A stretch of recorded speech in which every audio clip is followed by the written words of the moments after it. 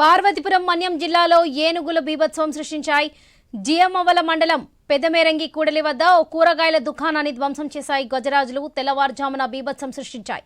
గజరాజుల సంచారంతో భయాందోళనకు గురవుతున్నారు గ్రామస్తులు. ఇదే విషయానికి సంబంధించి మరిన్ని అప్డేట్స్ మా ప్రతినిధి రమేష్ అందిస్తారు. రమేష్. వరలక్ష్మి, ఇప్పుడు మనం చూసుకుంటే పార్వతీపురం మన్యం జిల్లాలోని గడిచిన 2 నెలల నుంచి ఏనుగుల గుంపు బీభత్సం సృష్టిస్తుందని చెప్పాలి. అయితే దీని మీద స్థానికులు గాని అటు గిరిజనులు గాని గజగజలాడిపోతున్నారు. ఈరోజు అటుకాక ఇంతవరకు పంట పొలాలు ధ్వంసం చేయడము, అదేవిధంగా రైస్ మిల్లులోకి వెళ్ళి ధ్వంసం చేయడము అంటూ సంఘటనలు మనం చూసాము తప్ప ఇప్పుడు నేరుగా నివాస ప్రాంతాల్లోకి వచ్చి తెల్లవారుజాము 4 గంటలకు వచ్చి బీభత్సం సృష్టించడంతో ఒక్కసారిగా భయభ్రాంతులకు గురవుతున్నారు స్థానికులంతా.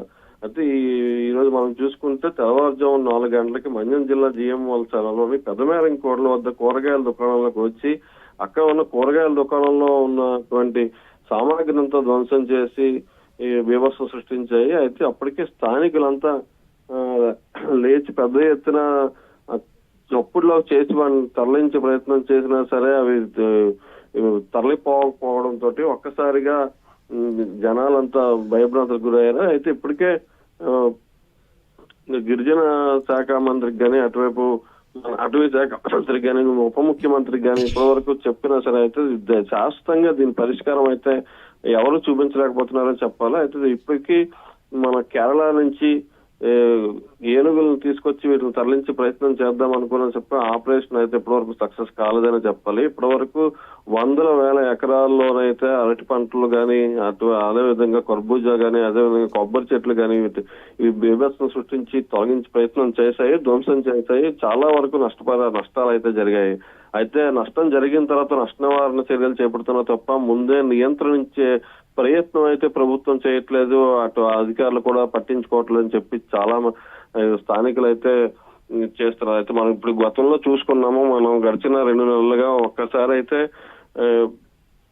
ఏకంగా 1 ఎకరా స్థలంలోనే పంటలు ధ్వంసం చేస్తున్న పరిస్థితి మనం చూసాము. అదేవిధంగా అటువైపుగా వెళ్తున్న అభివృద్ధి పనులు చేయడానికి వెళ్తున్న కార్మికులతో ఉన్న ఆటోను కూడా ఆపి ఆటోలో ఉన్న సామాగ్రిని ధ్వంసం చేసిన పరిస్థితి చూసాము. అదేవిధంగా పూర్తి స్థాయిలో ఒక్కసారిగా గొడవల్లోకి వెళ్లి బియ్యం బస్తాలు తీసి ధ్వంసం చేసిన పరిస్థితులు అయితే చూసాము. అయితే ప్రతిదానికి నష్ట నివారణ అయితే చేస్తున్నారు తప్ప ముందుగా ప్రభుత్వం పట్టించుకోవట్లేదని చెప్పాలి. దీని మీద ఇప్పటికైనా ప్రభుత్వ అధికారులు గాని, అటవీ శాఖ అధికారులు గాని ముందస్తు చర్యలు చేపట్టి నష్టం నివారణకి చేయాలని చెప్పి అడుగుతున్నారు. అయితే పూర్తిగా మనం చూసుకున్నట్టయితే జిఎంవల్స్ మండలము, కురుపాం మండలము, పెదమేరంగి, చినమేరంగి ఈ 4 మండలాలు అయితే నాగావళి నది పరివాహక ప్రాంతం కావడంతో అక్కడ త్రాగునీరు, అదే విధంగా పంట పొలాలు అధికంగా ఉండటంతో వాటికి కావాల్సిన మొక్కజొన్న, వరి, బొప్పాయి వంటి పంటలు ఉండడంతో ఏనుగుల గుంపు అయితే అక్కడి నుంచి తరలిపోవడానికి అయితే ప్రయత్నం చేయట్లేదు. గత 2 ఏళ్లుగా అదే ప్రాంతంలో నివాసంగా ఉంటున్నాయి. మొత్తం ఓవరాల్ గా 7 ఏనుగుల గుంపు, 7 ఏనుగులు మొత్తం తిరుగుతున్నాయి.